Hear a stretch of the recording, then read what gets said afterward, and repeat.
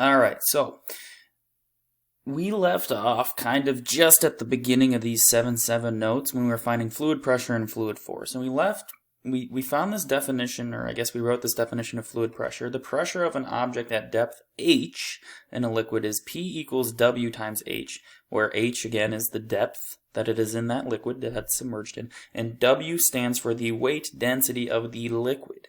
And then we had all these weight densities. Can I move this, please? Whoa, okay. And then we had all these common weight densities that we wrote down. And we left off here finding fluid force. And fluid force is given by taking the, pressure times area. And if we look up above, we remember that pressure is weight density times depth. So really, we could also say that fluid force is equal to the weight density times the depth times the area of the submerged object. Okay, now this is of a horizontal surface of area A. So we're going to move to an example that's fairly simple, that doesn't require the use of calculus. Then we're going to move to an example that does require the use of calculus. And really the calculus comes into play when we have some submerged surface that is something that is other than just purely horizontal. Like what's going to happen if we have something that's vertically submerged? And we'll answer that question in a little bit. But really, when you're trying to find your fluid force, you're going to want the F equals P times A, or in long form, since pressure is equal to the weight density times the depth, we can say that the fluid force is given by taking the weight density times the depth times the area of the horizontal surface. So let's move to example 1. The fluid force on a submerged sheet.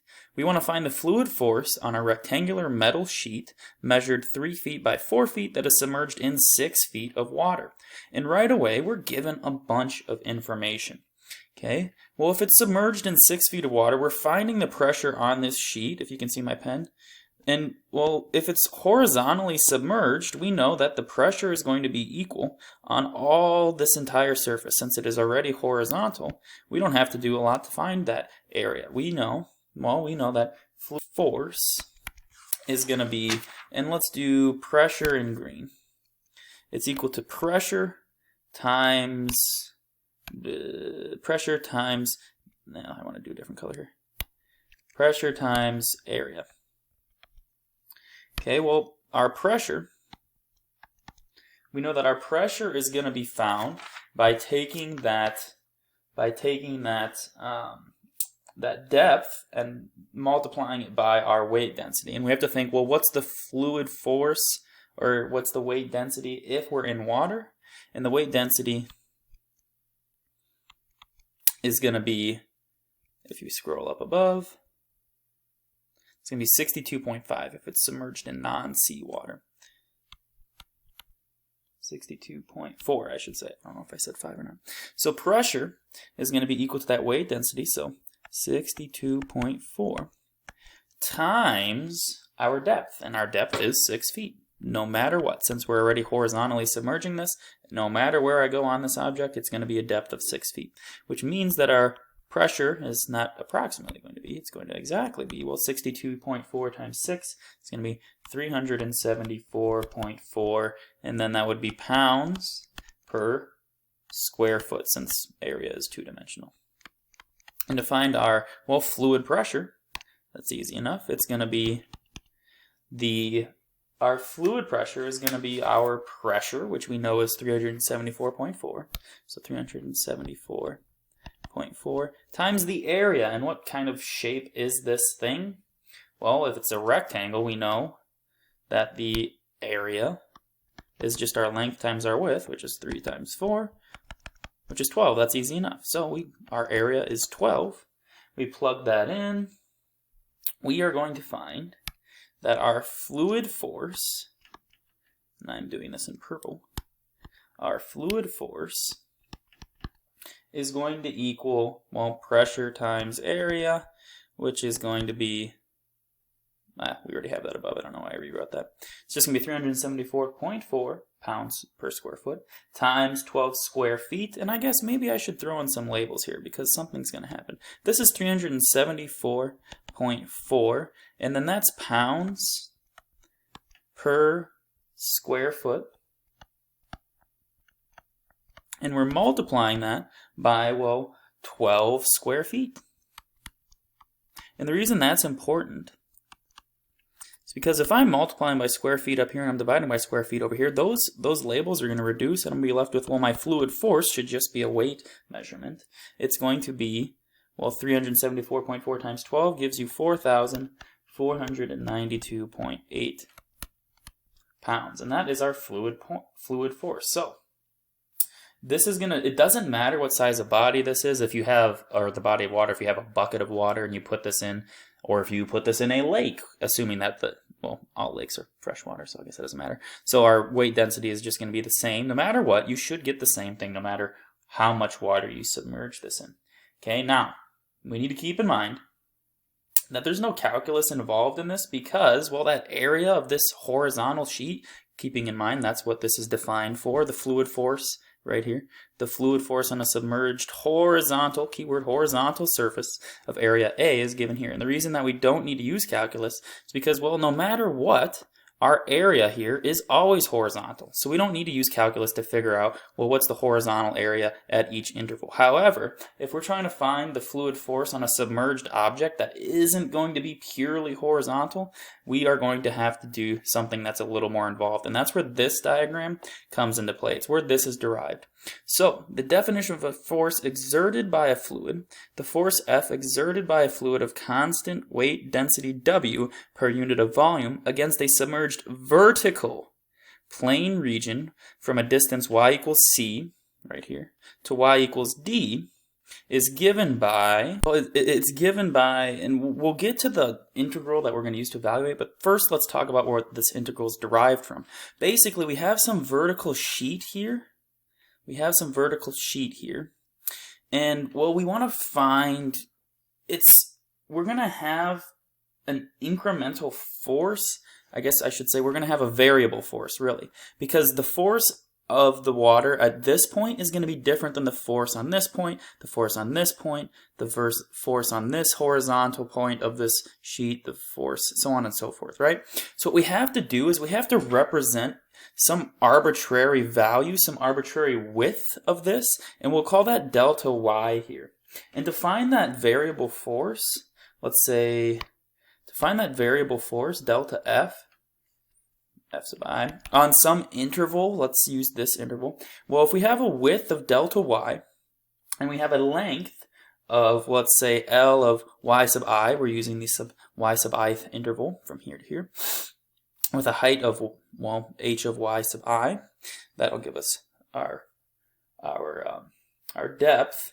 Well, we know that force is given by taking our weight density times our depth times our area. So in this specific instance, it's going to be our weight density times our depth times our area.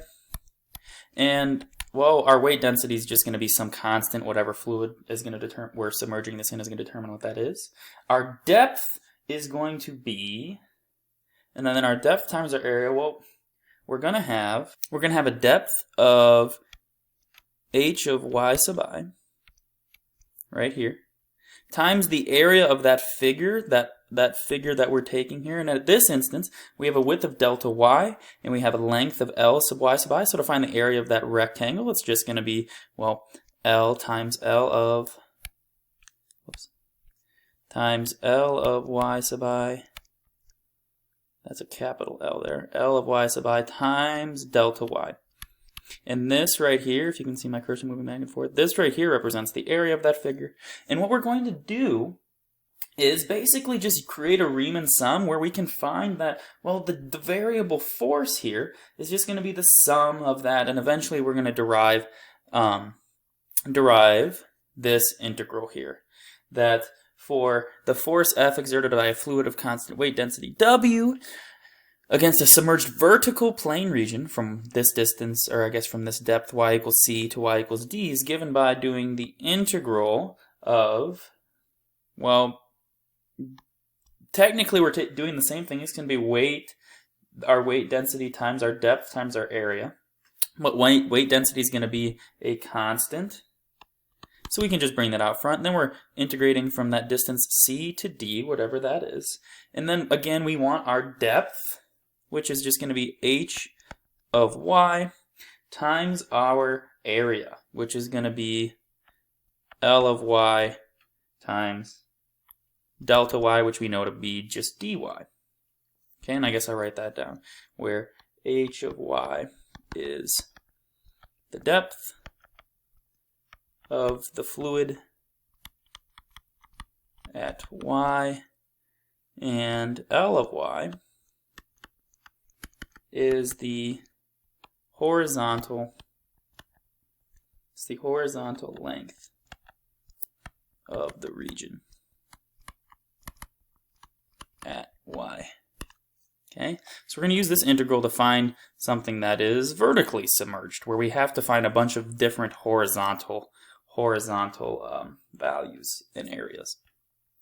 Okay, so we'll move on to an example where we have to do just that. So a vertical gate, keyword vertical, in a dam has the shape of an isosceles trapezoid, this one in this diagram, that is 8 feet across the top and 6 feet across the bottom. So base 2, base 1, whatever, with a height of 5 feet. So the height of this gate is 5 feet. What is the fluid force on the gate when the top of the gate is 4 feet below the surface of the water? So we know we want to set up some integrals since we have this vertical thing. We're going to have a changing horizontal area. We want to set up some integral of our weight density times some interval on some interval, limits of integration c to d, of some depth h of y times, well, the area of our figure, L of y delta y. So our problem essentially becomes, well, I guess you need to find what your weight density is going to be. It's water, so that one's 62.4. We need to find what our depth is going to be, and we need to find what our area is going to be. Basically, we need to find what our length is going to be. So the problem here becomes setting up some graphical representation. And you can set up any one you want, but you want to set up one that makes things easier to work with. So in this example, you could do what you want to set up a grid and place it wherever you want, but it's going to be best to kind of center these things. That way you don't have to worry about having distances that are, like if you split it in half, that are I guess varying values. You kind of want to put it in the middle, centralize that a little bit. So we're at liberty to put it where we want. And a convenient way to do that is to let the y-axis bisect this gate. That way it kind of splits it in half. And then place the x-axis at the surface of water, kind of like we did in this diagram here. So if you look here, we've placed the x-axis above, and you notice we still have a depth of 4 feet here. If you look, we have a y value of -4. Now, we're trying to find our depth here, our h of y. So depth, we know depth is h of y, but we know that if we're going to use this representative region here, this delta y, at any given point on this vertical plate, that our depth is going to vary. And, well, for any given, I guess, depth, we know right here it's -4, right here it's negative, I guess, 1, 2, 4, so it'd be 6, so on and so forth. So how can I represent that depth as a function? What is my depth going to be? And you'll find that no matter what, your depth is going to be, well, some negative y value, right? No matter what, it's going to be some negative y value. That will be our depth, okay? And the reason, well, what you're thinking, why would it be negative y? Wouldn't it just be y? And the reason it's not just y is because, well, what's the depth right here? I guess the depth right here is 4, isn't it? But if you just had y, then you would be saying the depth is -4. And does it really make sense for the depth to be -4? No. So it has to be negative y. That way it would be -4, which would make it, well, technically a depth of 4. So our depth is easy enough to find. H of y is just going to be -y. Our length, however, we want to find our length. So L of y, our length, well, to find our length, we know, well, the length is going to be longer up here, shorter down here. How can I find that length? And you might be thinking, well, the length is easy enough to find. No matter what, it's going to be a distance of x, right? So shouldn't it be 2x? No matter what, I'm going to have a distance of x, And well, this is split, it bisects it, so I know this should be a distance of 2x. And that'd be exactly right. L of y, it would be 2. Why is this disappearing? L of y, whoa, let's see if I can figure this out, hold on. So you're exactly right, L of y would be 2x, but when we're integrating, we want to get everything in terms of one variable. And since our depth is in terms of y, we need to get our length in terms of y, which means we need to find some equation that relates y to x that we can represent the length with, and then convert that to being in terms of y. Okay, so what we want to do here, is basically get some equation that relates x and y, and then swap that x value out. So here's the key idea here. We know that, well, to find the length, we want to find an equation of the line forming this right gate.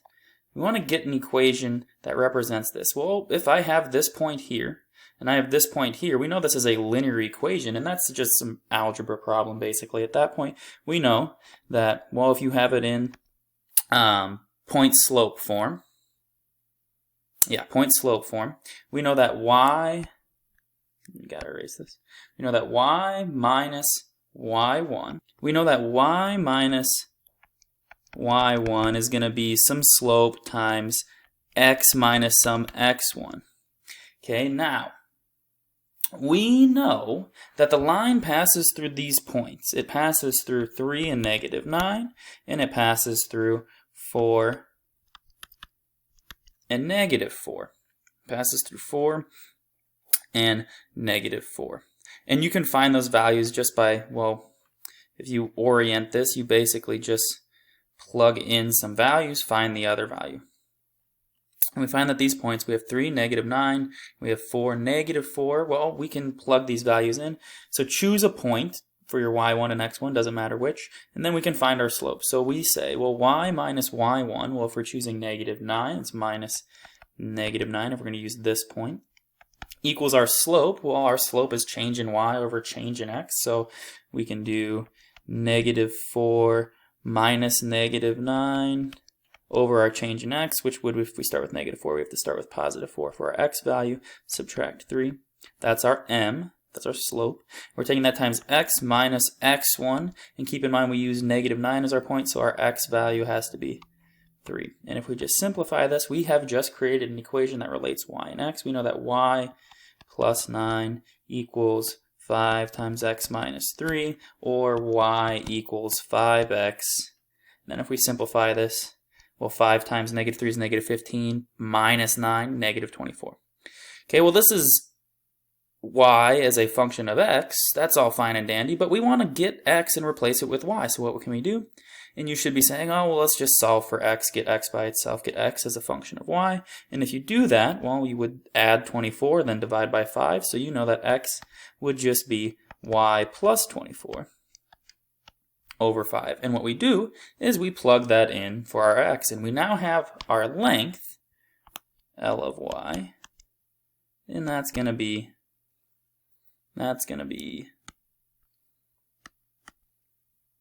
2 times x, or 2 times y plus 24 over 5. And we can simplify this, we can rewrite this, that way it's not so weird looking. Technically, since we're dividing by 5 within this, we can rewrite that as 1/5 times y plus 24 times 2, and that's just going to be the same thing as, well, 2/5 times y plus 24.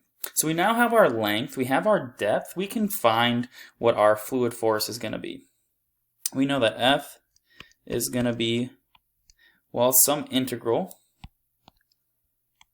from some depth C to D, and our depth is going to be, well, if we look here, what's our bottom depth?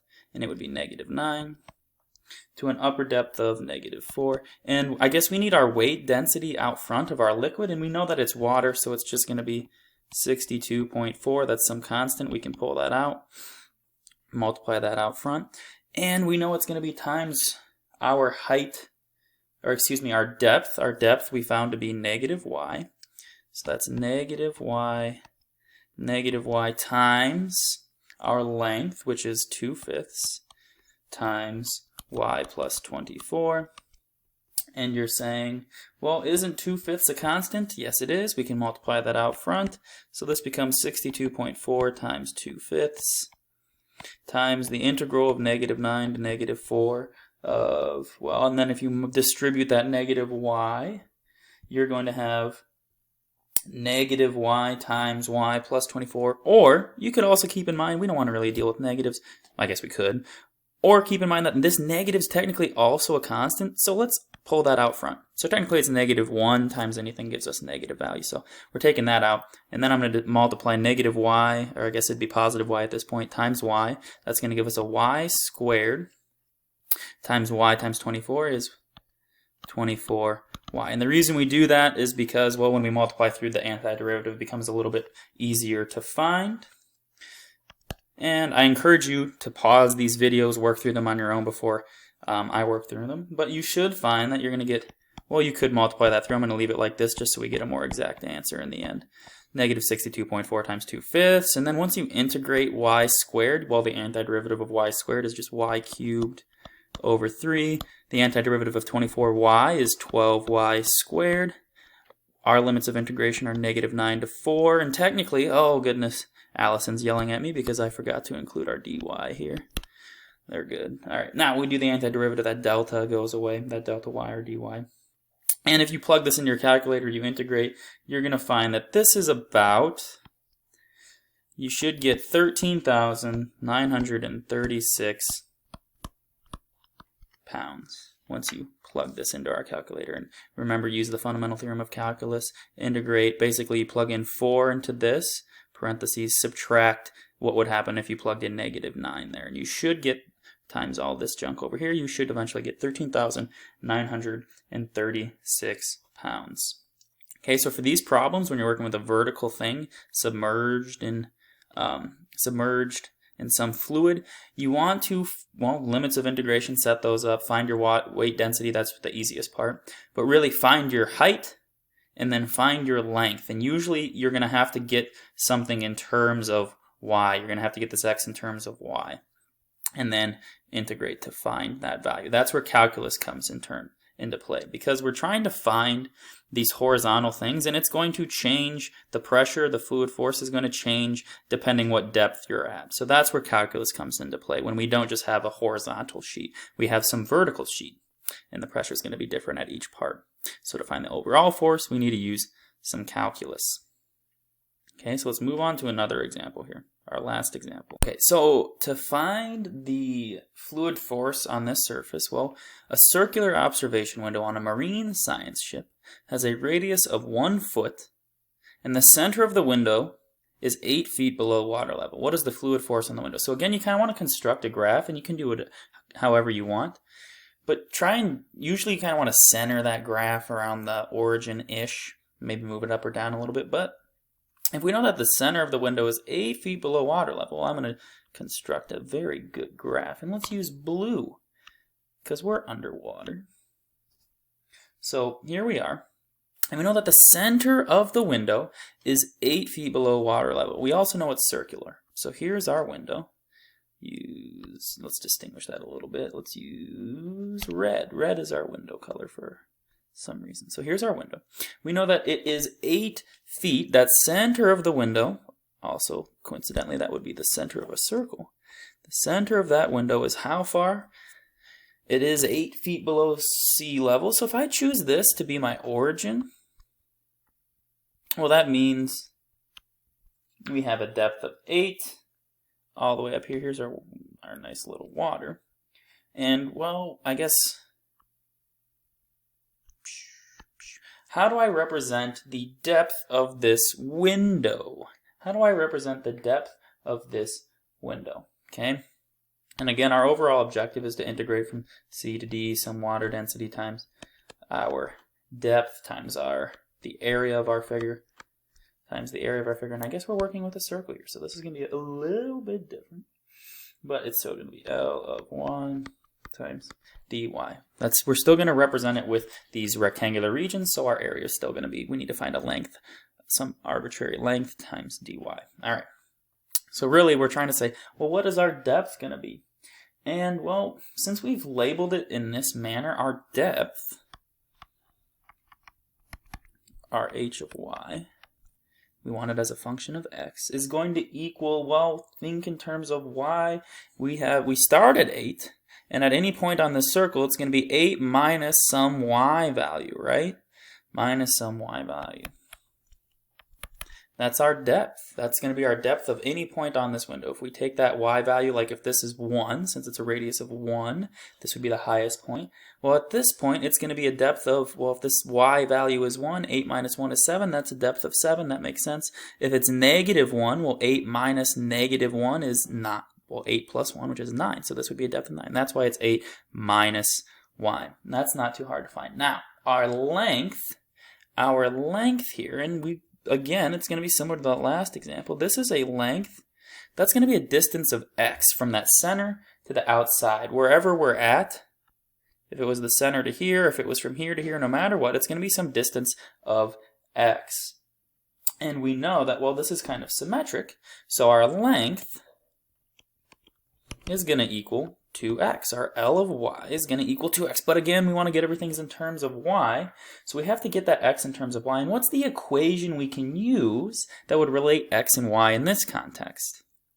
And since it's a circle, we can use the equation of a circle that's centered at the origin. X squared plus y squared equals 1. And if you solve for x, that's easy enough to do. We're going to find C2x.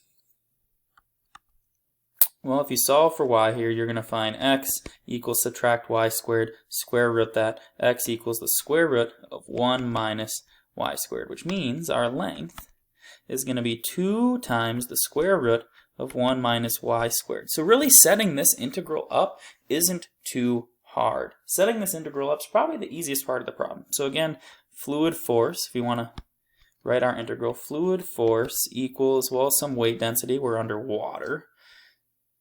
And this is seawater, right? Yeah, this is seawater. Okay, we'll talk about that weight density in a little bit, but it should be 64. And then we have to find our limits of integration. So think about, well, what is our depth, or I guess what's our value here? What's our value here? What are we integrating from? And since the radius of the circle is 1 foot, well, we're going to be integrating from a y value of -1 to a y value of +1. And I guess I'm getting ahead of myself, but we know in general it's just, erase please, it's just some distance from C to D. We know what our C to D is, of our depth times our, well, the area of our rectangular representative regions, which is found by doing L of y times dy. All right. So setting up this integral isn't too bad. Our weight density, since it's seawater, is 64.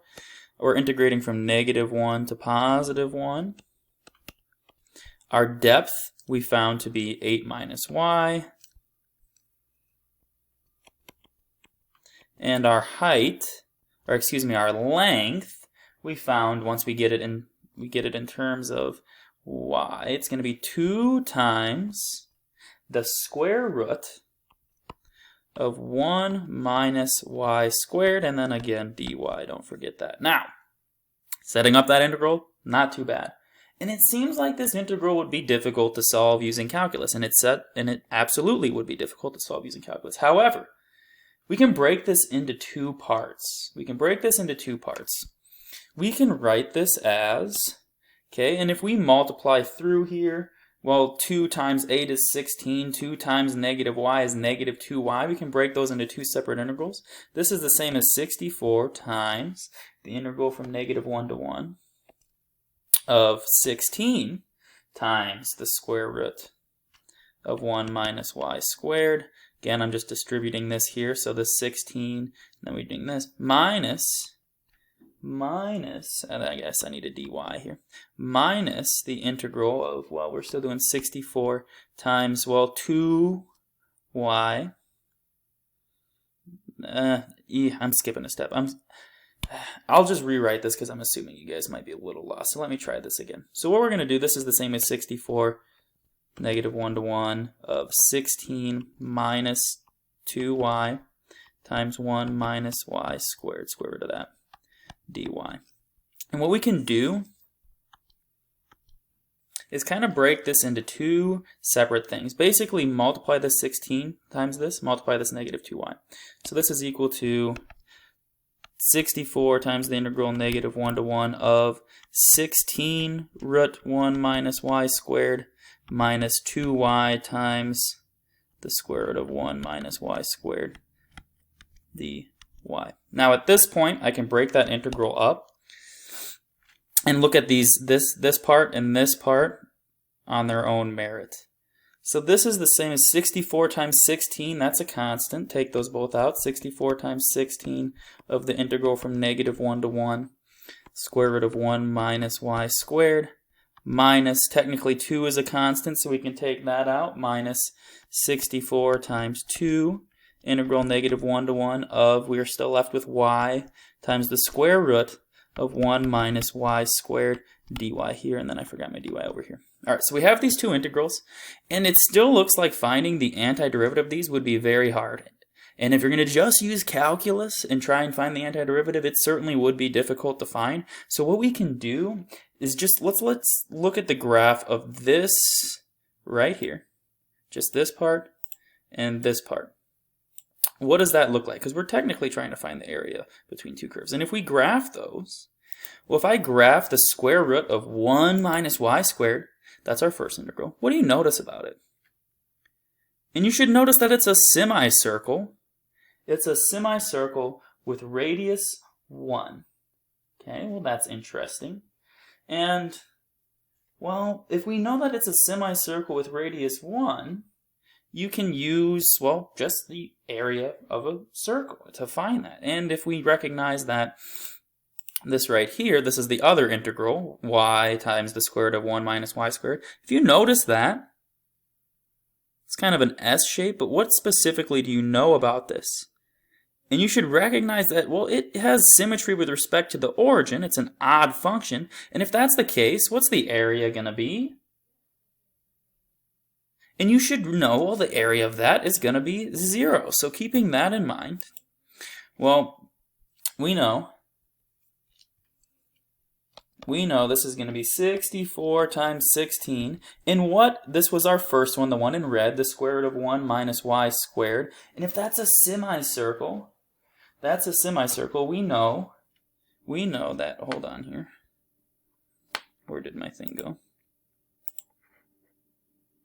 Okay, we know, all right, now we want to find the area of the semicircle, and we know that the area of a circle is pi r squared. So, well, the area of a semicircle is half of that, so it's pi r squared over 2. It's pi r squared over 2. Well, what's our radius? Our radius is 1. 1 squared is 1, so it's really pi times 1 over 2, or this is just pi over 2. So that is, we don't even need to use calculus to find this area because, well, we know it's a semicircle and its area is going to be, well, pi over 2. Now we're subtracting 64 times 2. I guess I don't want to do this all in green. We're subtracting 64 times 2 times the integral of this thing. And if we go back to the graph, remember that this blue thing, this is our area and it's odd. And since this area right here, to here, it's odd, which means it's symmetric about the origin, or the area is going to be 0 here. The area is going to be 0. So really this is 64 times 2 times 0. We don't even need to use calculus here, which, well, once we multiply this out, you should find it's 512 pi, which is about 1,608.5 pounds. That would be our fluid force. So the fluid force on the window is 1,608.5 pounds. And that concludes these notes here. I should be uploading a video of some examples on that progress packet here soon, so make sure you're working on that. I'm going to have a quiz hopefully ready for you by Wednesday, and I'm going to leave that open through Friday, so make sure you're prepared for that as well. All right, good work, everybody. That concludes it. Have a good day, and remember, especially in these times, to stay safe out there.